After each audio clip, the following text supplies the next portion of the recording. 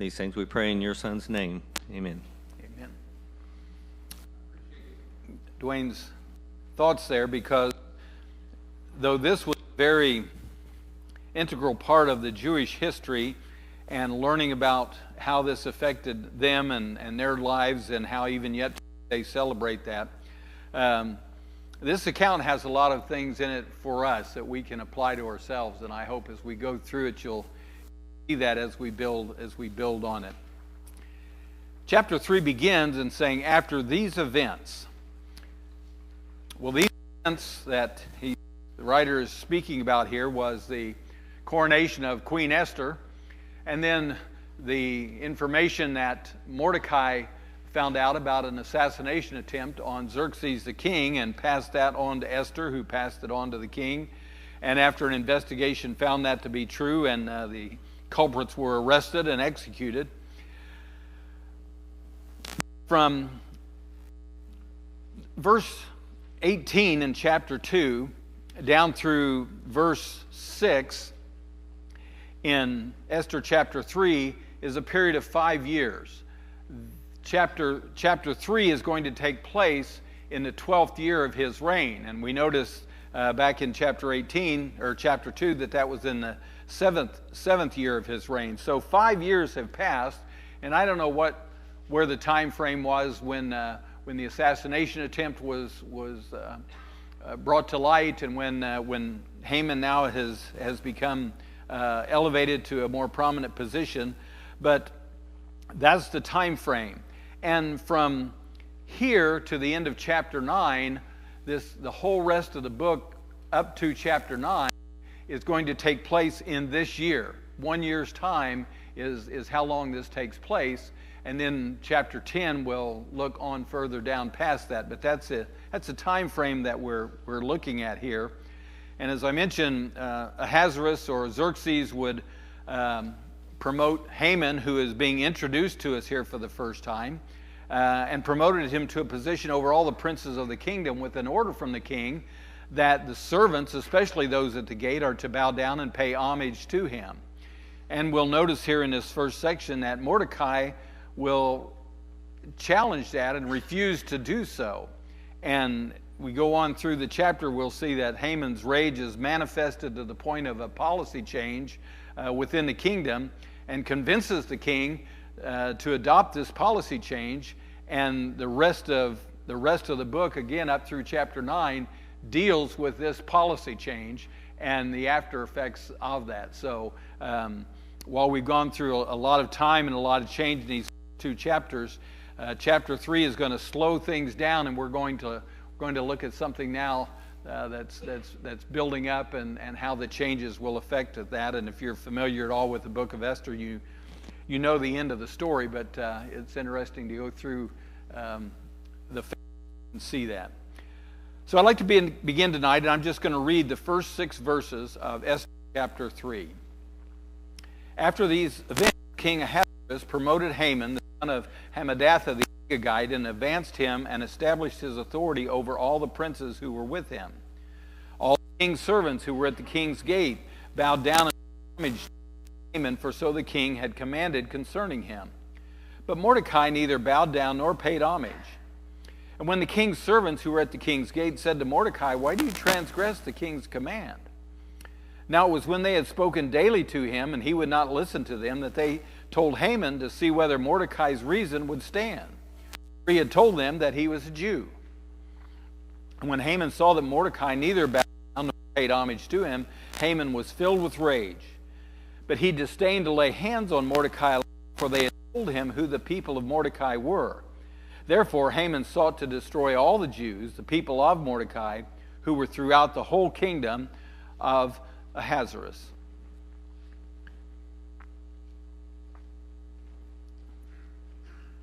I don't know why Mordecai refuses to follow this order, other than the fact that perhaps knowing Haman's background and the fact that he's being promoted up here and maybe to the point of worship, and so that's the reason he's hesitating on that. Maybe to get a little background on this, Haman is an Amalekite. It says he's an Agagite.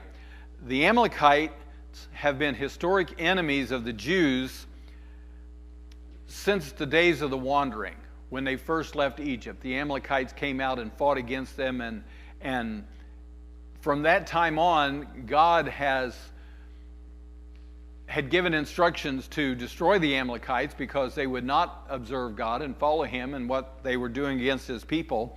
There are accounts of the Amalekites and the Jews and their conflict in the book of Exodus, Numbers, Deuteronomy, Judges, and 1 Samuel.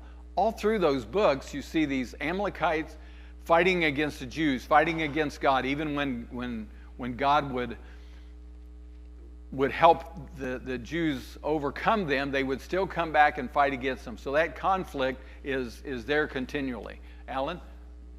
King Saul had done his job. This wouldn't be happening. Yeah. It's called the Agagite, because supposed to kill all of them, including King Agag, who was spared. And obviously, the Amalekites were not destroyed, and then we have this happen. Yeah. And sadly, from the time they were coming into Jerusalem, or coming into the wilderness and doing the wandering and first met up with the Amalekites, till now, is 800 years. You would think you could kind of let it go after that point.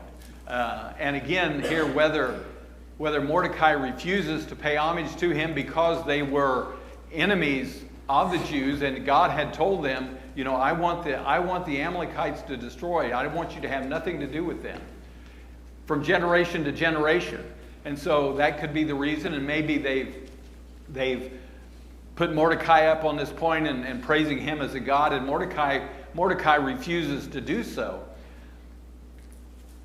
What are some other examples that you can think of where God's people refused the order of a king? Wayne? Shadrach, Meshach, and Abednego.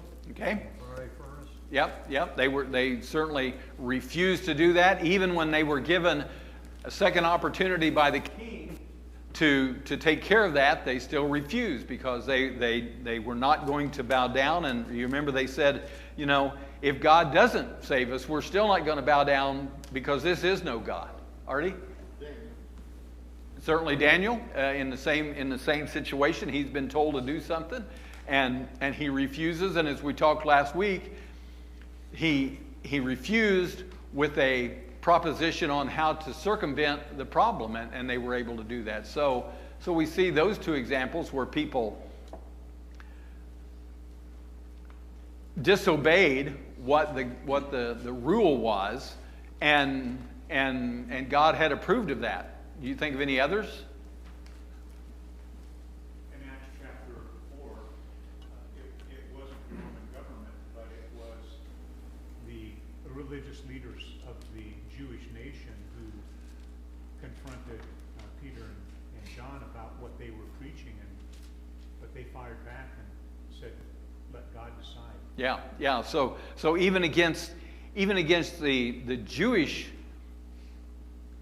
ruling class, men pushed back on that. And it was interesting because he said, you know, well, you decide. You know, God said to do this, and you're saying to do this, and you supposedly have a direct feed with God. You know, well, how would you answer that question? You know, so they put it back on them. And another one I thought of is David. David defies King Saul's orders and says, I'm going to go fight this giant. You know, and Saul was against that. So we see several examples where individuals have gone against the ruling authorities because it conflicted with what God taught. And I mentioned in the question sheet here to think about Romans 13, where Paul talks about you need to be to honor the government and respect the authority and follow what they say, because you know those people are put in position by God and they're there for the good of the people. And so how do you define this going against the government when Paul here says, you know, to follow the government? Wayne? But on Haman and Mordecai, it seems to me that the way they described all the other people in the gates and stuff as he was coming and going, that it was more of a worship thing than a honor to the office. Sure. You know, falling down on your face, not a standing at attention or something. It was more worship. Sure. Than it was honor. Yeah, and that's what it seems like that would be Mordecai's going against that, because they're demanding worship, and we worship no one but God. Artie, do you have a comment? Oh. Just, as long as it doesn't break God's rules, then he wants us to follow theirs. Sure. As soon as it breaks God's rules, then our obligation is to follow God, not our government. And if you look at the example of Jesus paid taxes. He did what the government said, but then at his trial, you remember, he's being told to speak and give your defense, and he refuses to do so because he doesn't want his defense to alter God's will. And so he keeps silent so as not to put undue pressure here to change what God's will is going to be. I think of the passage which is not dealing with government, but it's still dealing with the same thing, I think. In Ephesians chapter 6 and verse 1, it tells children to obey your parents where? In the Lord. In the Lord. You know, children are to obey their parents, and they're to do so unless their parents are going outside and contradicting what God's will would be. Then a child has an out to not obey that, and not being rebellious, but to not obey. And I think we can look at that in the other aspects of our relationships, whether it's with any type of authority, someone that you're working for, or the government or whatever. As long as it's in the Lord, if I'm not transgressing God's law, then I need to respect that authority and do that. I may not like where it's going, but it's not going against God's law. But when they go against God's word, then I need to make a decision. Who am I going to follow, man or God? Just as Jack mentioned with Peter and John and talking to the Sanhedrin, this is what you say, but this is what God told me, and this is where I need to go. And again, to do that in a respectful way, and we never see any mass rebellion or trying to overthrow whatever government is in place, but saying this is what I'm going to do. This is how I'm going to handle that. So, Jack? It seems like Jesus had to respond to criticisms about things in which he was engaged during his ministry, and of course we know he never sinned, but he was held to account for things like healing on the Sabbath. Sure. And he did explain over the course of his ministry that there are times when there might be seemingly a conflict between two different laws, but you would take the law that has greater weight, just like the example of David. David ate the showbread Right. With his men to sustain their lives. That was illegal for them to do, but it preserved the life of one who was anointed by God. And so Jesus used that example to show that there are ways to reconcile the difficulty between two conflicting principles or instructions. Yeah, and I think that's a really good point, as Jack mentions that Jesus, said, okay, here's a conflict between the law, but what is the greater good? Which one follows God's will? And remember, what did he say about the Sabbath? The Sabbath was what? Sabbath was made for man, not man made for the Sabbath. Yeah. The Jewish leaders had gotten to the point where they worshiped the Sabbath. No, they didn't worship God. They worshiped the Sabbath day. They held that as a high and a holy day. That was a day that, as I mentioned the other day with the Lord's Supper, the bread and grape juice aren't holy and aren't to be worshipped. They're a reminder. The Sabbath was a reminder that God rested, and he said, for you to rest on this day. And as he would say, if you've got an ox or a sheep in the ditch, you're not going to just let it sit there till the next day. You're going to get it out. You do that. And so when I do this, and of course we understand that the Jews didn't have a problem with Jesus healing; they had a problem with Jesus. That was the core problem here. So anyway, Mordecai refuses. And Haman's reaction is what? I mean, he doesn't even notice it, you know. How does he even find out that Mordecai is not bowing down and paying attention, or paying homage to him? They wanted to present the argument of Mordecai to Haman to see if Haman accepted that argument. Yeah, say, if Mordecai's not bowing down, why do I have to bow down, you know? And so Mordecai, I mean, I don't know how many people are at the gate. And I don't know if Mordecai's, you know, through the gate, perhaps on a horse or whatever, and looking and making sure everybody's, you know, bowing down, and here's everybody's bowed down, and Mordecai's, you know, maybe Mordecai's 6'4", and he's standing up like, you know, here I am, you know. I don't think Mordecai's making an issue about it, but he's not going to bow down, and Haman never even notices until the people finally bring it to Haman and say, well, what about Mordecai here? You know, he doesn't have to bow down. And so the next time Haman pays attention to Mordecai, you know, and doesn't even know Mordecai's a Jew, you know, and he wants to punish him, but then he finds out that he's a Jew and backs off. Why do you think he would back off of singling Mordecai out? I mean, he is going to let his actions will reflect his attitude on a whole nation of people. Jack? The way I would understand it is that Haman saw this as an opportunity to eliminate an entire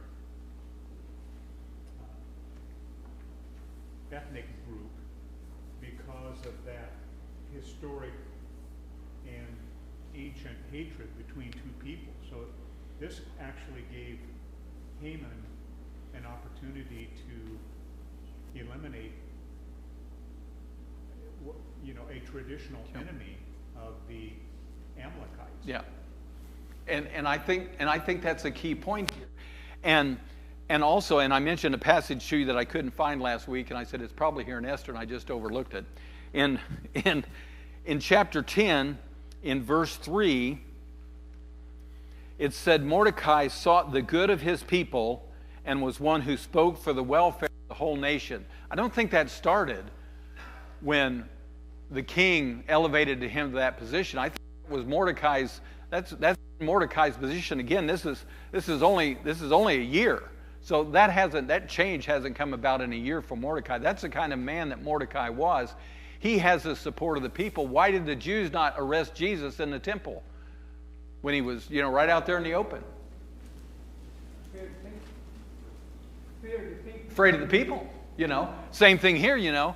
You're going to arrest Mordecai. This is a good, godly man who serves his community, his ethnic community. You know, he serves the nation. You know, if he's one of the king's servants, he got appointed to that position. And so, you know, I need to hang a little straight here, and well, I need to be careful here. I need to go around this a different way. So to get rid of Mordecai, I'll just get rid of the whole nation. You know, I'll just destroy the whole group. And I hate the group anyway. So, you know, how many times have we seen in the book of Daniel that the people tried to find something against Shadrach, Meshach, and Abednego and against Daniel because they were Jews. Not because they were doing anything wrong, but they hated them. They despised the position they were in. And Mordecai's in this position now. And that bothers Haman more than him not bowing down to him. Jack? You may have already referenced this in some of the terms you used, but Exodus chapter 17 and verse 16, Moses says, the Lord has sworn the Lord will have war against Amalek from generation to generation. Yeah. So this is a long-standing enmity between peoples. Yeah. And this is a God-sanctioned relationship because the Amalekites will not change. They will not turn. They stand against my people continually. And so, you know, you're not, you know, he told him, he said, you don't intermarry with those people. They are your enemy because of their stance, not because of their ethnic background or their nationality, not because of who they were, but because of what they stood for. And so that continues. And so Mordecai here is seeking to destroy them. Let's continue in verse 7. It says, in the first month, which is the month Nisan, in the 12th year of King Xerxes, the lot was cast from day to day, from month to month, until the 12th month, that is the month Adar. And the king, and Haman said to King Xerxes, there's a certain people scattered and dispersed among the peoples in all the provinces of your kingdom. Their laws are different from those of all the other people, and they do not observe the king's laws. So it is not in the king's interest to let them remain. If it is pleasing to the king, let it be decreed that they be destroyed, and I will pay 10,000 talents of silver into the hands of those who carry on the king's business to put it into the king's treasuries. And then the king took his signet ring from his hand and gave it to Haman, the son of Hammedatha the Agagite, the enemy of the Jews, and said, the silver is yours and the people also, to do with them as you please. And so Haman goes, and notice he doesn't say who it is, either individual or the group. He just says a what? A certain people. You know, there's some people out there, King, that you need to know that don't agree with us. Their laws are different. That is true. and who they pay homage to, but they also observe the king's laws. Am I popping and cracking? My rice crispy? Just turn it off. Okay.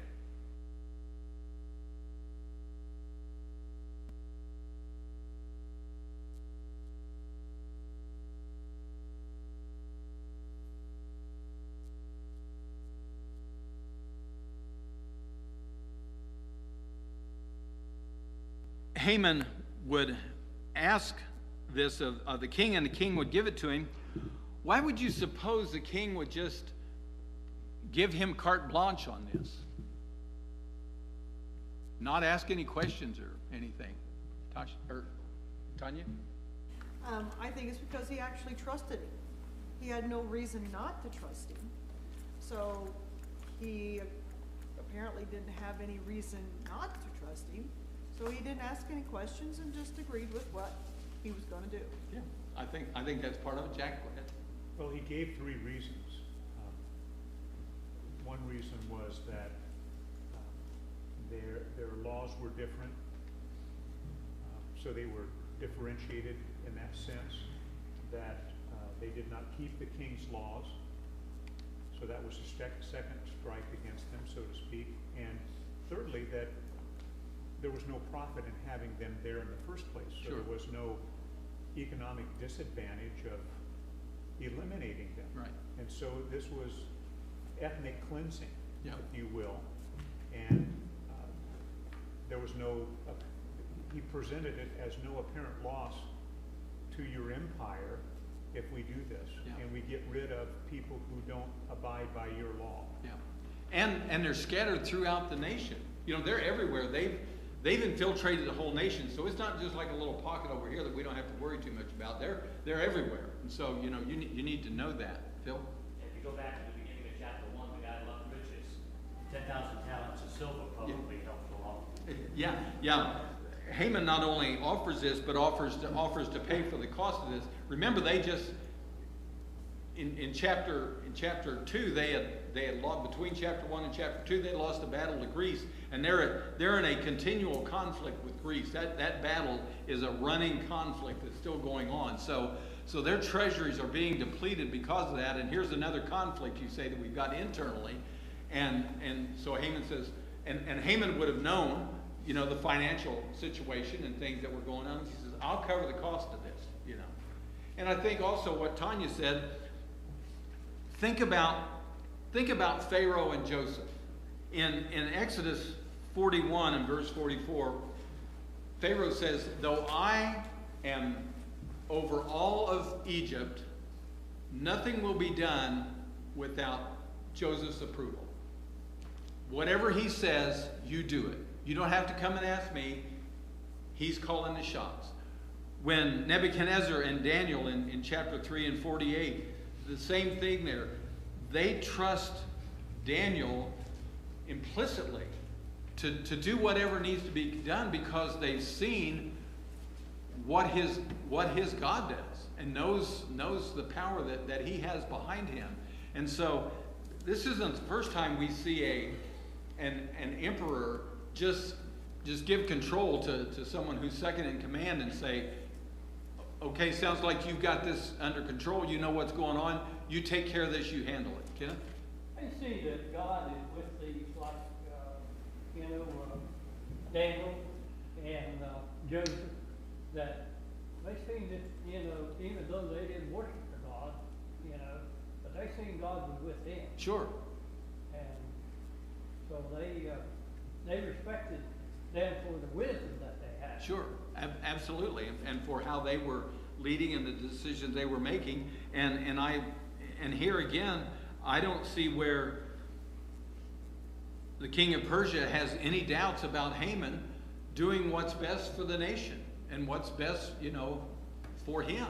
And so he just, allows this to happen. He believes that he has this, as Jack has mentioned, we've got this group of people out here who are against what, the empire stands for, and Haman's going to eliminate that problem. And so he says, okay, let's just go ahead and do that. Dave? If he admitted to the king that the Jews he was going to destroy, then that was going to be a condemnation against the queen. Sure. However, at this point, what has the queen done? Yeah. Mordecai said, you don't tell him your background. You don't tell him your nationality. You don't tell him our relationship, And again, if Haman would have done his background, as David talks about, this is going to affect the queen, and that's how this is all going to turn around as we get to looking further in this. If Haman had done his background and checked on Mordecai and some more about him and who he was and about him, would have found out that, oh, he's related to the queen. I may have to take this, may have to move on this a little bit differently. But he doesn't know, and he won't know until the queen reveals to him what her nationality is. And she's not, we'll save that for later. That's a little teaser to get you to come back. So, but anyway, he's not aware of this. And again, we'll go ahead and continue. I want to finish really reading this, and we'll look at another point here. Beginning in verse 12 then. Then the king's scribes were summoned on the 13th day of the first month, and it was written just as Haman commanded, to the king's satraps, to the governors who were over each province, to the princes of each province according to its script, each people according to its language, being written in the name of King Ahasuerus and sealed with the king's signet ring. The letters were sent by couriers to all the king's provinces to destroy, to kill, to annihilate all the Jews, both young and old, women and children, in one day, the 13th day of the 12th month, which is the month Adar, and to seize their possessions as plunder. A copy of the edict to be issued as law in every province was published to all the peoples, so they would be ready for this day. And the couriers went out impelled by the king's command while the decree was issued at the citadel in Susa. And while the king and Haman sat down to drink, the city of Susa was in confusion. We're in the first month. This is set for the 12th month. So there's 1 year preparation. But they were sent out to make sure everybody knew what was going on. This wasn't to warn the Jews, unless maybe to force the Jews out of the country. But this wasn't to warn them, but this was to get people ready and tell them that if you kill the Jews, what was in it for them? Wayne? Spoil, all the spoil. Yeah, whatever they own, that belongs to you. So you can have it.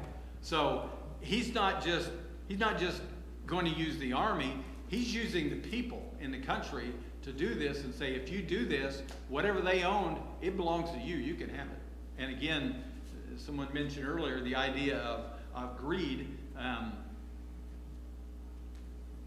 Most of you know it doesn't matter how close the family is.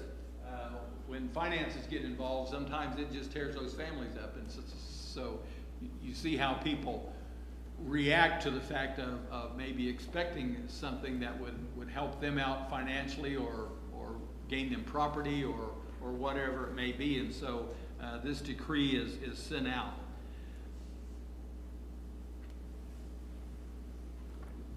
When he sends this out, I think it's interesting to notice, you know, that they were to annihilate this group of people. But as they send it out, what's he want to make sure that, how does he make sure that everybody knows what the rule is? Jack? Well, it was a really complete communication because it was going to go out in the local language or dialect, the tongue of every province. It was written, it was spoken, it had to be communicated thoroughly. It was a masterful job of complete communication of an edict. Yeah, and if you study world history and the Persian Empire, they had a tremendous mail system of distributing information. I mean, they had it down to a science. It may have been better than what the USPS is, I'm not sure, but they had it down, and they knew how to get the word out, because again, this is a tremendous area that they're covering. And there are Jews in Egypt, there are Jews in what today would be Iraq and Iran and India, all up still in the land of Palestine, in Turkey. There are Jews everywhere. And so we want you to make sure that these people are noted, and this is what the king wants done. And so they make sure that information is sent out there. And again, what's the other thing that's going to come up later, which will be a problem? What happens when the king makes an edict? Okay, can't be broken, can't be repealed. You can't say, whoops, no, we don't want to really do that, we're going to not do that. You can't break that. When they made the edict to remove Vashti from being queen, when he came back 3 years, he couldn't reinstate her. That had been done, and you just have to change the laws to do it. And so we'll see as we go through the book here, this law cannot be withdrawn. It's out there. So what you do is you make another law to conflict with this one, to make this one basically go away if you can. But you can't repeal the law. You can't say, no, we're not doing that. They can't, in the 11th month send out another notification, say, no, we're not going to do that, cancel that, that's all forgotten. So this law is sealed with the king's signet ring, and it's what's going to happen. I think it's interesting to notice here in verse 15 that when the message got sent out, and this is probably everywhere, but especially here in the capital city, what did it say about the population of the city of Susa?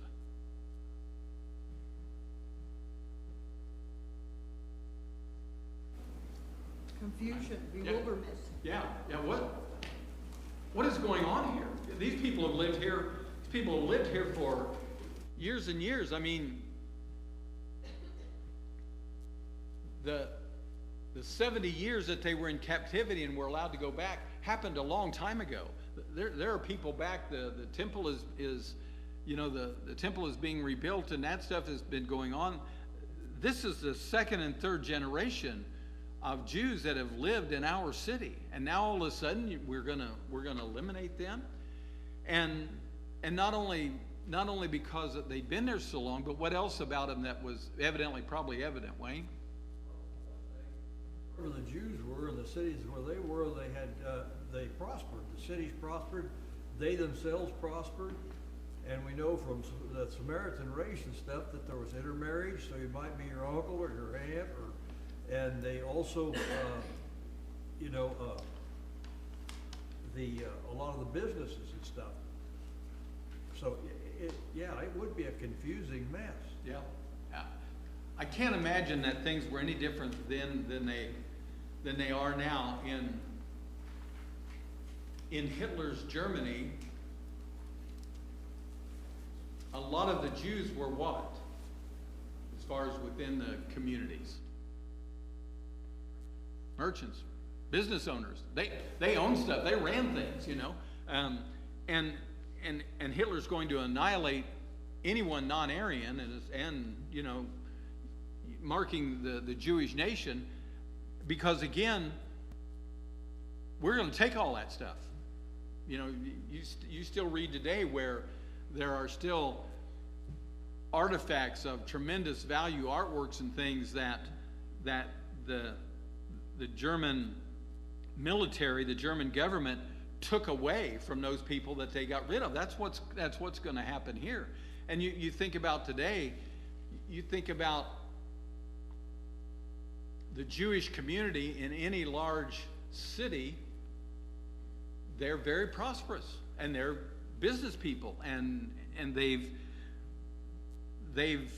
even without the command today that Jeremiah gave them back then, they seek the welfare of the city, because then they're gonna prosper, as Wayne mentioned. And so they seek that. And so these Jews, and again, the king is evidently oblivious, and Esther's holding her cards close to herself and not saying anything yet, but we're going to see how this unfolds very quickly when the word starts getting out. But you've got these people that have been respected and honored, and as Wayne mentioned, perhaps have married into families, and so you've got a lot of close relationships here, and now it's all of a sudden like, I've got to destroy them people. Again, you look at the history of Nazi Germany and how many Germans helped Jews to get out of the country or to save them from being captured and eliminated at a cost to their own life. And so I see sort of the same scenario here building up in the cities, and you've got these Jews here that have, and again, not just Jews, they think, well, if they're going after the Jews this week, who are they going after next week? And just looking, I could be the next one, and that's what happened, in other nations where these cleansings took place. It started out to be one group, and then it spread to be more and more and more. And so again, you've got wanted posters for the Jewish race, put up on the buildings, and the people are like, what is going on? You think sometimes laws in our nation get a little turned around and upside down. Imagine these people and what's going on, and how did we turn on our own nation? How did that happen? And so we see that coming together here. Alan? Can't help but think about, Haman, they call him Agagite, would have to know the history back to King Saul. And it's amazing how these edicts, so to speak, these commands are alike and yet different. 1 Samuel 15 and verse 3, the Lord had said to put to death both man and woman, child and infant. We read here in Esther 3:13, putting to death young and old, women and children. Yeah. So it's pretty well similar language. And so he would know of the attempt to annihilate his people, and Agag was spared, and he descended from him, and that had to fuel this, as well as his despising Mordecai, that idea of vengeance for getting back with what was attempted by King Saul. Yeah. But the difference was the Jews weren't supposed to keep any spoil. Right. But here, they were for an incentive to carry out the job. Yeah. And that was part of Saul's fault, because he brought back some of the stuff said, I'm bringing this back, and God said, no, I didn't want you to bring anything back. You eliminate everything. So it is interesting how those two commands are the same, and how this conflict between these two races have lasted over centuries. And I know when people talk today about peace in the Middle East, well, good luck with that, because there hadn't been peace in the Middle East since Jacob and Esau. There's that animosity there that has continued to grow, as it has in other parts of the world, because of nationality.